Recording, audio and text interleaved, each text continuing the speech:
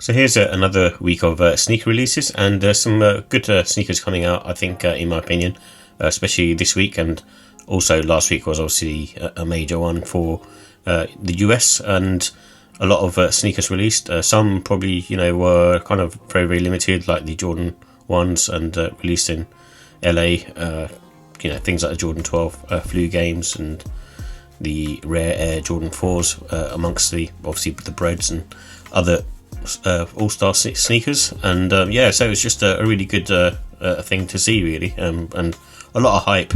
I'm trying not to buy into too much of the hype, because I feel like a lot of the trainers that I saw during that all-stars is trainers that I probably won't really wear myself, so I'm just trying to be a bit more sort of selective with what I get, especially for using sort of everyday use rather than sort of sitting on the shelf. Anyway, the first one up on the 18th of February is the Nike V5 Runner, and this is taking the V2K run, I think, and taking sort of inspiration from that and other sneakers, and I think it's a direct competitor to the Asics Gel 1130, and also things like the New Balance 740 and 530.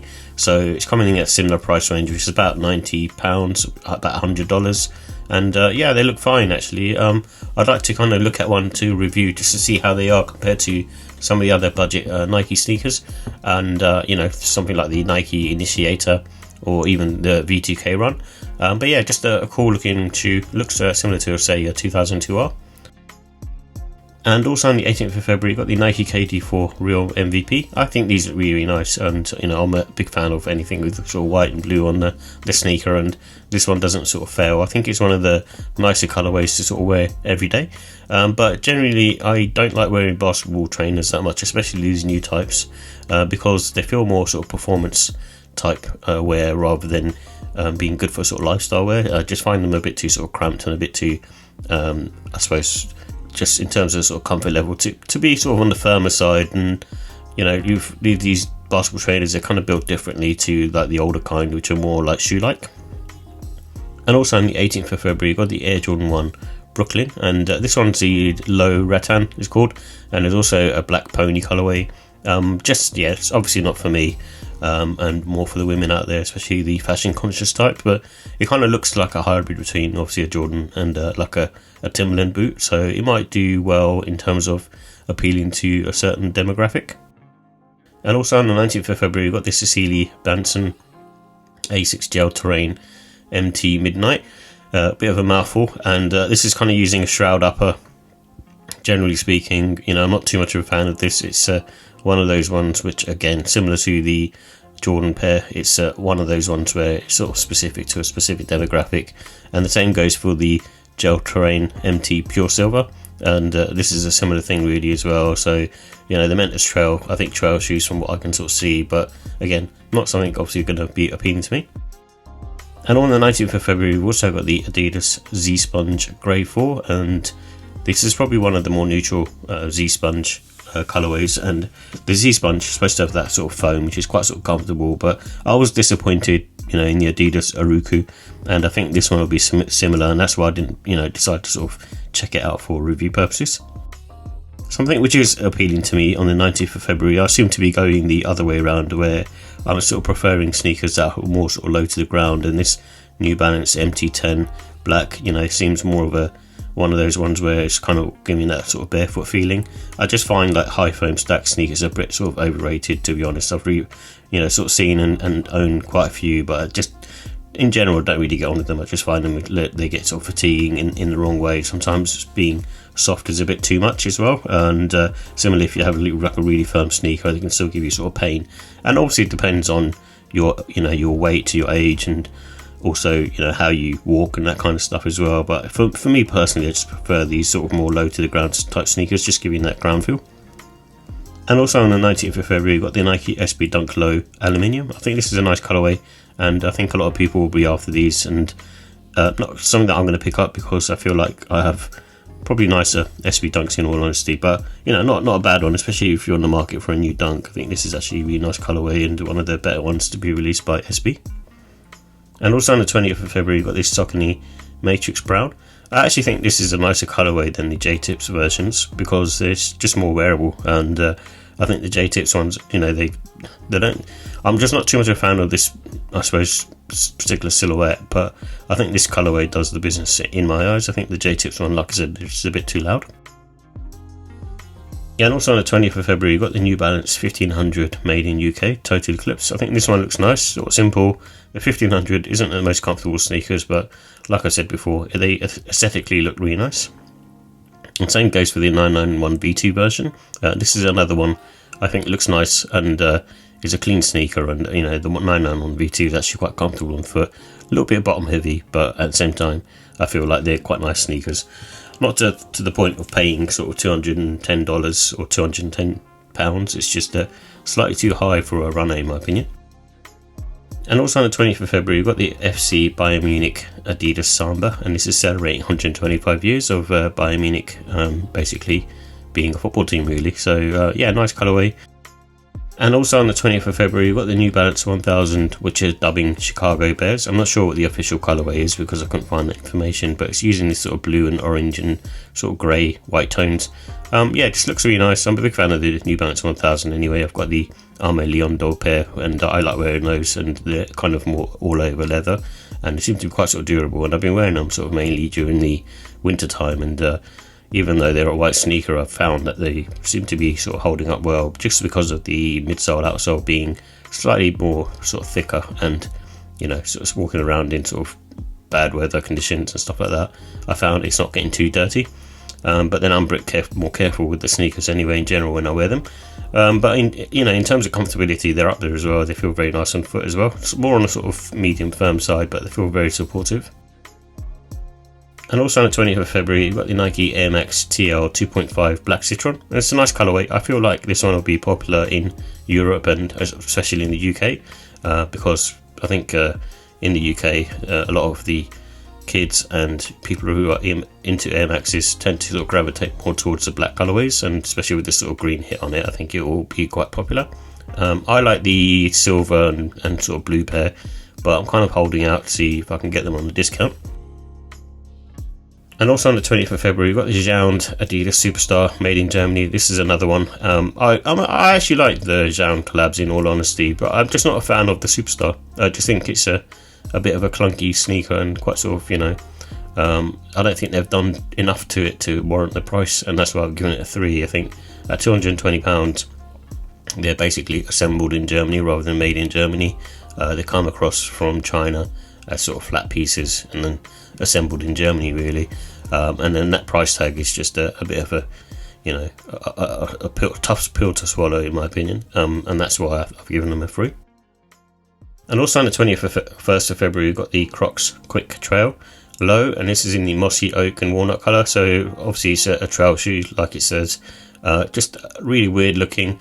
I usually find, like with the Crocs sort of lifestyle shoe sneakers, that they tend to be sort of very heavy because of the material that they use. So when you're sort of competing against, I suppose, other manufacturers, you need to kind of really sort of try and get that down, the weight down to the bare minimum, because I've seen other trail shoes which are very sort of lightweight, or ones that are probably priced higher than this but just feel better on foot, such as maybe like the Salomon, and there's a couple of like New Balance models as well, and also from Asics.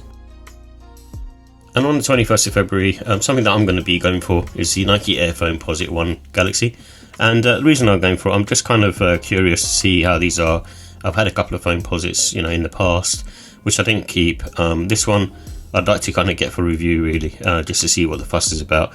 I probably wouldn't keep them, and in all honesty, I'd probably use them as trade bait to get the Jordan 1 Broads. But yeah, still a really nice sneaker, and it's going to be very limited from what I've heard, especially like watching some of the YouTube videos. It seems to be, especially sort of in the US, around sort of 10,000 pairs. So I imagine there's probably like 25,000 pairs all in all throughout the world. So it's quite sort of low, and I think with the Foamposites, they're generally quite low in numbers because they take up a lot of time to produce, apparently. So I think for this one, the chance is going to be slim, but I'm still going for it. I've still entered all the raffles, and it's coming out sort of 21st, 22nd of February. So, keep your eyes peeled if you like looking at to enter the different raffles. And also on the 21st of February, there's this new silhouette coming out from Reebok and from Tobe Nwigwe. I think that's how you pronounce it. JJjound, and this is called the Preseason, and yeah, it's a really cool looking silhouette. I think it's made for football, as in American soccer, or American football, sorry, and yeah, for me, I think it's quite, cool looking. This is probably not the right colorway, but I like the effort to make something different and something unique, and Reebok seem to be on a bit of a run in, producing new silhouettes, which is really nice to see. And even with like that Reebok kind of signature, sort of stripe that they have running down, you can kind of see it slightly, and it's still there, and it's just a really cool take in my opinion. And also on the 21st of February, you've got the Nike Air Force 1 Low Year of the Snake, and this is another one. I'm not mad at it. It's quite sort of solid, and for an Air Force 1, I actually think they've kind of done a good rendition for the Year of the Snake, and I feel like it's quite sort of simple in its execution, but also quite sort of elegant. And also on the 21st of February, you've got the Joe Freshgoods 992, aged well, and I think this is like gaining some hype and popularity. I think, I want a pair of 992s. I don't have a pair, and I would like to have a pair. I do like the look of these, and I think for me, the colorway being this sort of predominantly pink is not something that I tend to wear. It's just because I just don't tend to wear clothes in that sort of fashion, and I know you can sort of wear black jeans, but I always just feel like it just doesn't suit my style. So for me, it's not like I don't want to wear pink sneakers, it's just they just don't suit me. And so for me, I think this it's a nice looking silhouette, but I'm not going to go for this one, and I'm going to wait for see if there's other 992 colorways that come out over the year, which is apparently there are, and I've seen a few different ones on previews, so I'm going to hold out and see if I can pick up maybe a GR pair. And also on the 22nd of February, you've got the Air Jordan 1 Low 85 Royal. This is supposed to be a Europe exclusive, and definitely going to be after these. I've entered a few raffles for this one, and on some of the raffles it's saying it's Air Jordan 1 85 remastered, so I'm thinking it might be similar to the breads that released, and probably going to be quite sort of limited in numbers, and also being remastered. Obviously it's going to be using the new tooling and shape, and comparing photos from the Royals to the bread, to the highs, it looks very similar, so maybe they're very using the same sort of tech, and kind of upper and midsole outsole combination. But I feel like I definitely want to pick up a pair of these, because I missed out on the breads, and I don't fancy paying sort of the £300, £350 mark. It's just too much for a sneaker at the moment, and I don't know how much I'd wear the breads anyway, but I know with these lows I tend to wear Jordan 1 lows a lot more. Just again, same thing really, just sort of suits my style more, so I'll be definitely after a pair of these. This is probably my major sort of pickup in February, I think, and hopefully the prices are a bit lower than what the breads are. And also on the 22nd of February, you've got the Adidas Harden Volume 9 Pearlized, and as I've sort of maintained, it just depends on the colorway for this particular sneaker. And this white one, it just looks really, really nice, really simple, really clean. The lines look really clean as well. I think my only thing with this is obviously, again, like I said earlier with the KD sneaker, it's more of a basketball type shoe, so it's quite difficult to wear sort of for lifestyle wear. But in all honesty, I do like the white, but I think from wearing the AE1 high pair that I had, that got dirty very quickly, and the marks wouldn't come off being made of that sort of TPU overlay. So this is going to be very similar, so I feel like it will get yellow very quickly, and that's the reason why I wouldn't pick up a pair. And also on the 22nd of February, we've got the TMNT Puma MB04 Shredder, and this is going to be limited to 444 pairs. And in all honesty, it's not that amazing. I think if you're a Turtles fan, you'll definitely go for these. But yeah, it's okay. I don't think it's anything special. I think the fact that they're limited is probably going to be, make it sell a lot more and go hyped, I suppose. And also on the 22nd of February, which I think will be popular in the UK, is the Air Max 90 Volcano. They haven't released too many Air Max 90s over the course of the sort of last couple of years, I think. And I think this one will be popular because it's a good twist on it. And especially in the UK, they're really sort of big on the Air Max 90s. And I think this one, again, it's kind of got that strange look to it, but also being a black sneaker with that sort of yellow aged air unit, I think it was going to do well in particular. But I'm not a fan of it personally, but I think it will do well still.